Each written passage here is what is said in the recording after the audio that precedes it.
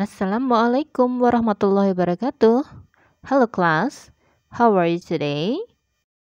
Bu Tuti harap kalian dalam kondisi sehat walafiat sehingga kita bisa melanjutkan pembelajaran online kita di channel Mrs. Tuti.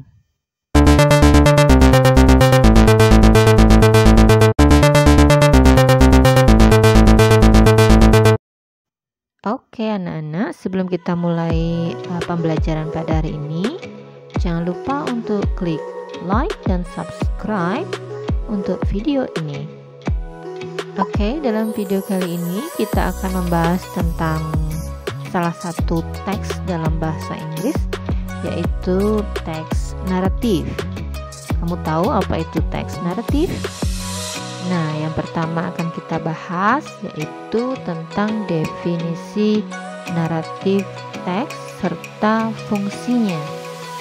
Ya, kita lihat naratif teks adalah suatu jenis teks yang berupa cerita khayalan, atau kamu mungkin pernah membaca dongeng, ya, legenda, itu termasuk ke dalam naratif teks. Terus fungsinya untuk apa teks naratif? Yap, tujuan yang utama adalah untuk menghibur para pembacanya. Oke, sudah jelas sampai di sini ya. Teks naratif adalah teks yang menceritakan tentang dongeng atau cerita khayalan. Tujuannya adalah untuk menghibur pembacanya atau pendengarnya. Bentuknya bisa dalam bentuk teks atau storytelling, ya, mendongeng. Oke, selanjutnya kita akan bahas tentang struktur teks atau generic structure. Kenapa sih setiap teks ada generic structure-nya?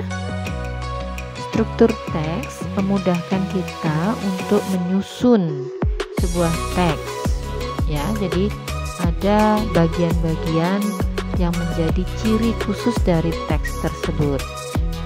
Ya, adapun struktur dari naratif teks adalah yang pertama orientation atau orientasi yang berisi pendahuluan atau pembuka yang berupa pengenalan tokoh, waktu, dan tempat. Yang kedua adalah complication, yaitu pengembangan konflik atau munculnya permasalahan dalam cerita. Selanjutnya yang ketiga adalah resolution. Resolution ini berisi tentang penyelesaian konflik atau langkah yang diambil untuk menyelesaikan masalah yang terjadi. Selanjutnya adalah reorientation. Ya, dalam reorientation ada ungkapan-ungkapan penutup yang menunjukkan berakhirnya suatu cerita. Ya, reorientation ini bersifat opsional atau bisa ada, bisa tidak. Yang terakhir adalah coda. Coda ini adalah perubahan yang terjadi pada tokoh atau pelajaran nilai moral yang bisa dipetik dari cerita. Nah, selanjutnya kita bahas tentang the characteristic, ya, or language feature of narrative text. Ciri kebahasaan dari teks naratif. Ya, tenses yang dipakai dalam teks naratif adalah simple past tense. Jadi kata kerjanya itu menggunakan kata kerja bentuk kedua. Ciri yang kedua adalah adverb of time atau kata keterangan waktu. Biasanya di awal cerita ada kata atau kalimat once upon a time, one day, yang bisa berarti pada zaman dahulu, pada suatu ketika, gitu ya. Ciri yang ketiga adalah time conjunction atau kata hubung waktu. Bisa menggunakan atau bisa kalian temui ada when, then, suddenly, seperti itu ya.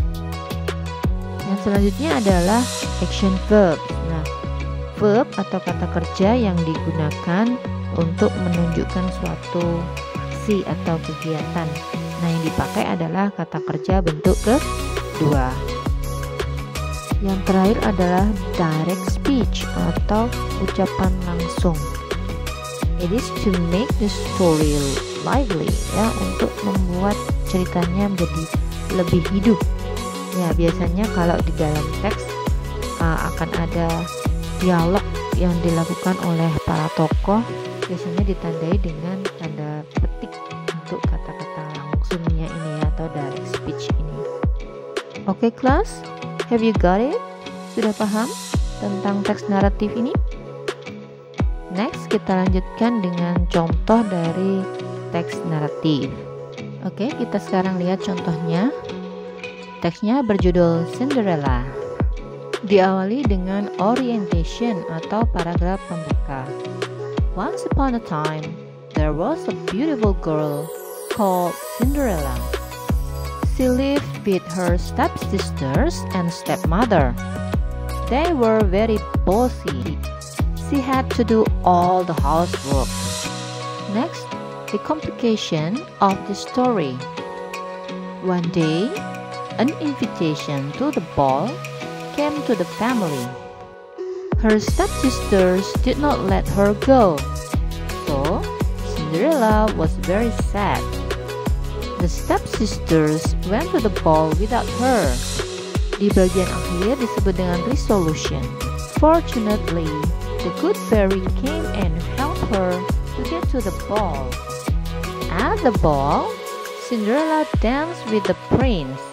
The prince fell in love with her. Then he married her. They lived happily ever after. Nah, sekarang kita bahas ya. Orientation di sini apa saja isinya? Ada penanda waktu, once upon a time, dahulu kala. There was a beautiful girl called Cinderella. Ada seorang gadis cantik yang dipanggil Cinderella. Di bagian awal ini kita sudah tahu ya waktunya di zaman dahulu, kemudian tokohnya yaitu Cinderella. She lived with her stepsister and stepmother. Dia tinggal bersama saudara-saudara tirinya dan ibu tirinya. They were very bossy. Bossy di sini artinya suka memerintah ya. She had to do all the housework. Dia, si Cinderella ini, harus melakukan semua pekerjaan rumah tangga. Lanjut ke komplikasi ya, atau munculnya permasalahan. Suatu hari, sebuah undangan untuk ke pesta datang ke keluarga itu. Saudara-saudara tirinya tidak mengizinkan Cinderella untuk pergi. So, Cinderella was very sad. Sehingga Cinderella sangat sedih. The stepsisters went to the ball without her. Saudara-saudara tirinya pergi ke pesta tanpa dirinya. Selanjutnya adalah resolution. Fortunately, beruntungnya, the good fairy, seorang peri baik, datang dan membantunya to get to the ball, menuju ke pesta dansa. Di pesta dansa tersebut, Cinderella berdansa dengan pangeran. The prince fell in love with her. Pangeran jatuh cinta dengannya, kemudian he married her. Dia menikahinya. Akhir ceritanya, they live happily ever after. Mereka bahagia selama-lamanya. Ya, itu kisah dari Cinderella ya, yang mungkin kalian sudah pernah atau sering mendengar atau membaca kisah tentang Cinderella ini. Bagaimana? Kalian sudah paham tentang generic structure dari teks naratif? Sekarang tugas kalian, answer the following question. Number 1, who helped Cinderella? Number 2, if you were Cinderella's neighbor and knew that she was bullied by her family, what would you do?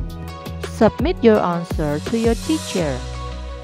Oke kelas, sekian pembelajaran pada hari ini. Semoga kalian bisa memahami. Terima kasih. Wassalamualaikum warahmatullahi wabarakatuh.